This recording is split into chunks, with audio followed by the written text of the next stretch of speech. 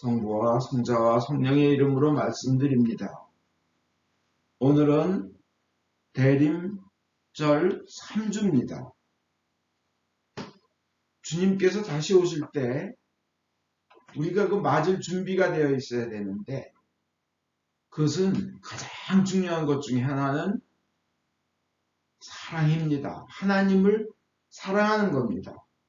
그런데 하나님을 사랑하기 위해서 우리가 하나님의 사랑을 먼저 아는 것이, 깊이 묵상하는 것이 큰 도움이 되리라 믿어 오늘은 그 대림절에 준비를 하기 위해서 하나님의 사랑을 깊이 묵상해보고 은혜 받겠습니다. 하나님의 사랑이 얼마나 큰지, 하나님의 사랑이 얼마나 좋은지, 하나님의 사랑이 얼마나 희생적인지, 그리고 하나님의 사랑이 얼마나 넓고 깊고 높은지, 우리의 상상을 초월하는 그 하나님의 사랑을 우리는 묵상하고 은혜 받겠습니다. 하나님이 어느 정도 우리를 사랑하시냐면 외아들을 우리를 위해서 목숨을 바치게 할 정도로 사랑하셨습니다. 어느 분이요 이런 말을 하는 거예요. 만일 강도가 우리 집에 들어왔다. 그래서 돈을 달라 그러면 나 돈 다 주겠다. 만약 집을 내놔라 그래도 집을 주겠다. 근데 만약 내 사랑하는 자식의 손가락을 하나 잘라가겠다 그러면 난 그거 못한다. 목숨을 걸고 저항하겠다. 그런 거예요. 그만큼 소중한 자식인 겁니다. 그런데 하나님께서는 외아들을 우리를 살리기 위해 우리의 목숨을, 그리고 영원한 생명, 영원한 행복의 나라를 주시기 위해, 우리를 글로 데려가기 위해 아들을 보내셔서 우리를 위해 죽게 하셨다는 겁니다. 그 사랑은 어떻게 보면 너무나 바보 같습니다. 어떻게 보면 어리석어 보이기도 합니다. 그렇지만 왜 한 마리 양을 구하기 위해서 99마리를 놔두고 간 것도 그렇잖아요. 근데 그 대상이 나일 때 얼마나 우리는 은혜 받습니까?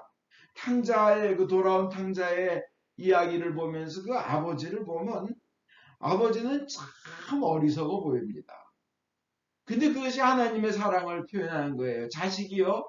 2주 전에도 말씀드렸다시피 유대인의 그 상속법에 의하면, 상속 전통엔 부모가 돌아가시기 전에는 자식들한테 재산을 나눠주지 않습니다.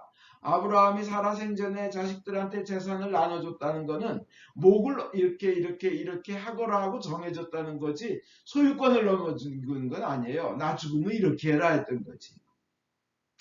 근데요, 이 자식이 자기 몫을 미리 달라는 것은 왜 아버지를 이미 죽은 자 취급한 모독이라 그랬잖아요. 근데 그뿐이 아닙니다. 그 말의 뜻은 아버지는 자식과 함께 살고 싶고 사랑하고 싶은데 그 재산을 가지고 가겠다는 얘기, 떠나겠다는 얘기는 뭐예요?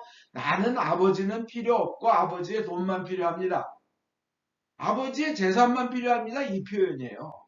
근데 그런 엄청난 대우를 받고도 아버지는 자식에게 그걸 줍니다. 얼마나 어리석어요. 얼마나 바보 같아요. 근데 사랑이에요. 그리고 나중에 그 자식이 언제나 돌아오나 그냥 기다리다가 어떤 그 람브렌트의 그림인가에 보면 아버지가 그 자식이 그리워서 이 눈이 다 짓무르고 거의 장님이 되다시피 했어요. 그 참 보면 그런 사랑이 하나님 아버지의 사랑이라는 거예요. 우리가 보면 이거 정말 도대체 상식에도 안 먹고 어리석은 거 아닌가, 바보 아닌가 하는 이런 생각을 갖게 되는데, 하나님은 전지전능하심에도 불구하고 우리를 그렇게 사랑하신다는 겁니다. 얼마 전 뉴스에 중국에 어떤 여자가 경찰에 전화를 걸었어요. 내 남편이 어머니, 그러니까 시어머니를 데리고 나갔는데 혼자 돌아왔어요. 경찰에 신고를 했습니다. 그래서 경찰이 그 사람을, 그 남편을 잡아가지고 어떻게 했나 추적을 해봤더니 결국 산에 묻었어요. 왜 그랬냐 하니까 집에서 너무 지린내가 나고 뭐 그래서 그랬다는 거예요. 그래서 보니까 산에 구덩이를 파고 그 어머니를 묻었어요. 근데 다행히 숨쉴 공간이 있어가지고 어머니가 아직은 숨쉬고 계신 거예요. 그래가지고 땅을 파서 어머니를 구했는데 그 어머니 한 얘기가 뭔지 압니까? 네 발로 구덩이에 파고 들어갔다는 거예요. 80 먹은, 79세 먹은 그 어머니가 자식을 보호하기 위해서 네 발로 들어갔다고, 끝까지 네 발로 들어갔다고. 그게 지난 5월의 일이었다고 합니다. 이렇게 어리석을 정도로 맹목적으로 사랑하는 게, 우리는 그런 사랑을 어머니의 사랑에서 자주 봐요. 근데 하나님의 사랑을 생각해 보면 탕자의 비유를 뭐든지 하면 좀 그와 비슷해요. 그렇지 않아요? 그죠? 하나님은 이렇게 우리를 사랑하십니다.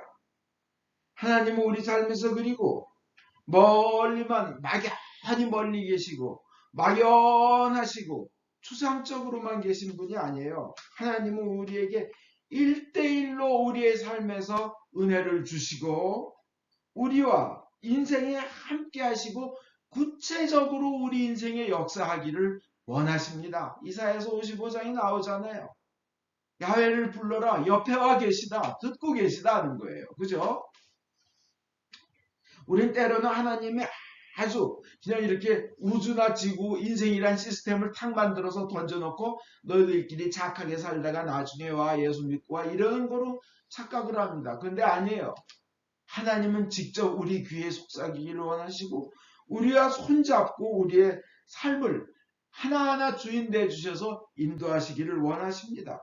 분명히 우리 때로는, 분명히 누구나 그 느껴요. 야, 신비하다. 어쩌면 저 철새들이 저렇게 날아갔다가 그 수천 마리를 갔다가 오는가.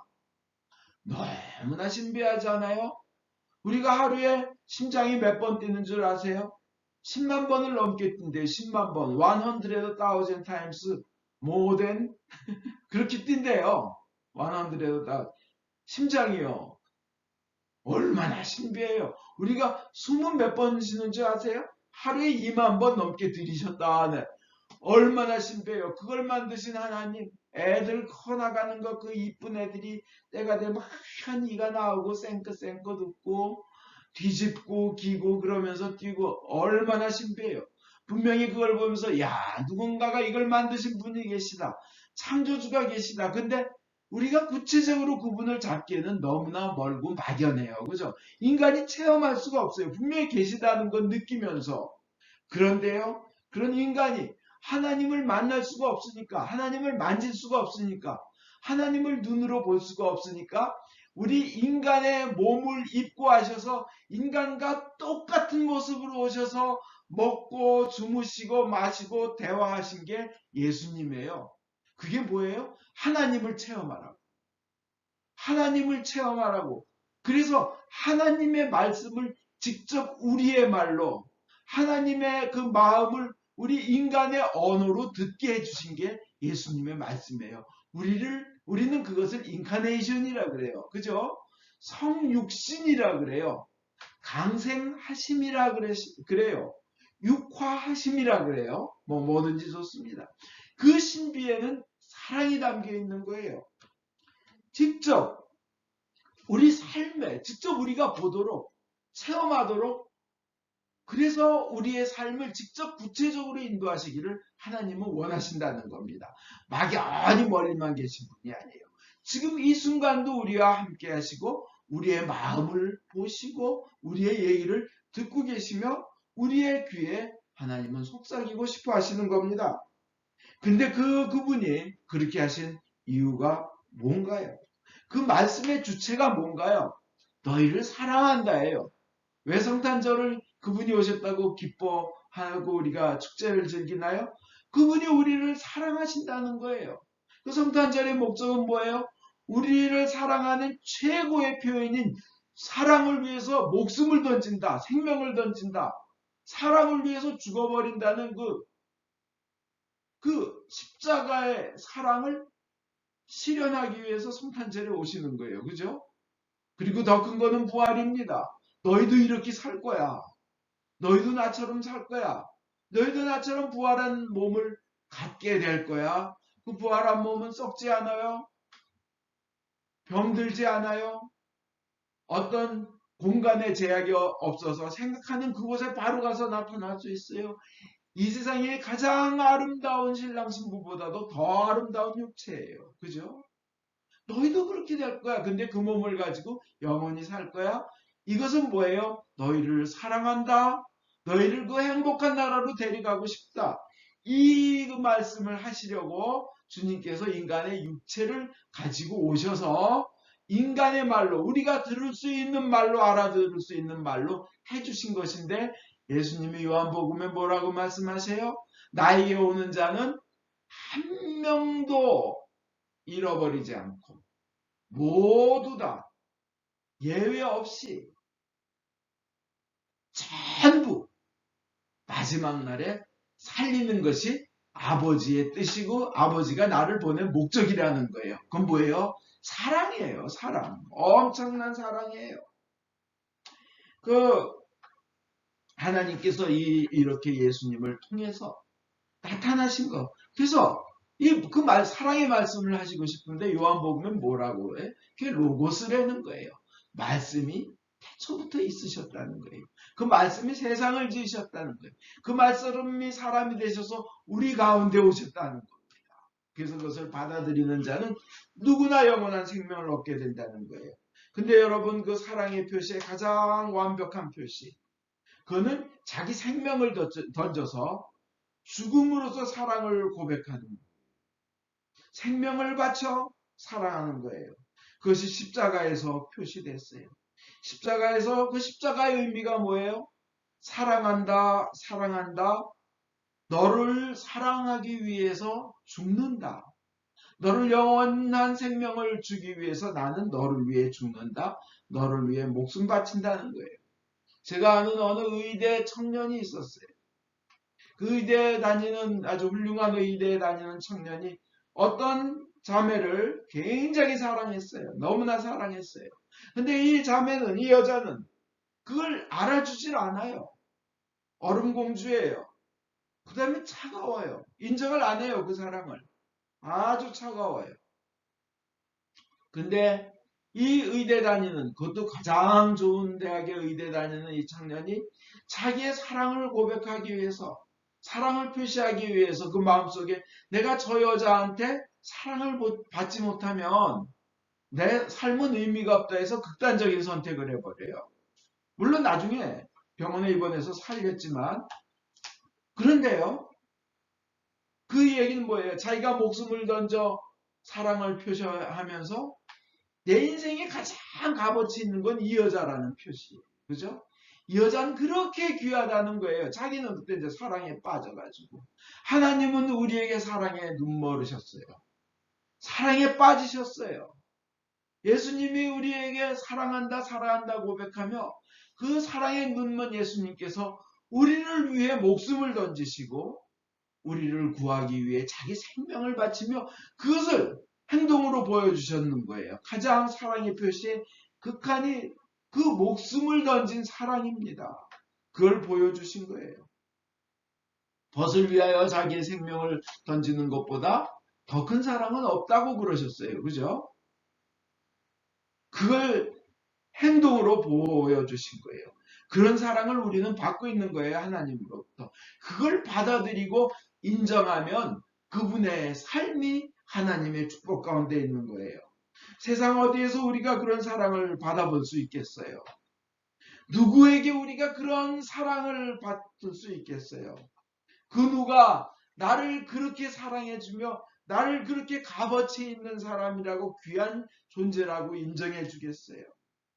그 누가 나를 그렇게도 몸부림치며 그냥 죽어가는 순간까지 사랑을 위해서 모든 에너지를, 모든 힘을 다 바쳐가며 사랑해 주겠어요? 그분은 바로 하나님밖에 없으세요. 우리를 위하여 돌아가신 예수님밖에 없으십니다. 어떤 애가 물에 빠져 호적거리면서 죽어가고 있었답니다. 그때 그것을 지나가던 어떤 중년의 나이가 좀 들으신 남자분이 뛰어들어가서 그 애를 건져냈어요. 자기도 고혈압이 있고 자기도 갑자기 찬물에 뛰어들어가면 자기도 죽을 수 있어요. 심장마비로. 그렇지만 그 애를 건져냈어요. 그 애가 고맙다고 하려고 하자 no stop 하더니 그 사람이 했대요. 너는 누군가가 자기가 죽을 수도 있는데 그 목숨을 건 위험을 무릅쓰고 너를 구해낸 값어치 있는 귀한 존재라는 걸 잊지 말고 평생을 살아달라. 너는 그만큼 값어치 있는 존재라는 걸 잊지 말고 살아달라. 그러고 그냥 가셨답니다. 근데 예수님이 우리에게 표시하신 건 뭐예요? 실제로 돌아가셨어요. 죽는 줄 아시면서도 우리는 그렇게 귀한 존재입니다. 하나님께서 예수님을 통하여 목숨을 던져 사랑한 값어치 있는 존재입니다. 하나님 아들의 목숨의 값으로 이렇게 구속해내신 하나님의 아들, 딸입니다. 하나님의 그 사랑이 우리에게 말씀하십니다. 너는 하나님의 목숨을 던져 구해낸 귀한 존재이다. 값어치 있는 존재이다. 네가 그렇게 귀한 존재라는 것을 잊지 말고 살아달라 하는 것이에요. 그것이 하나님의 사랑입니다.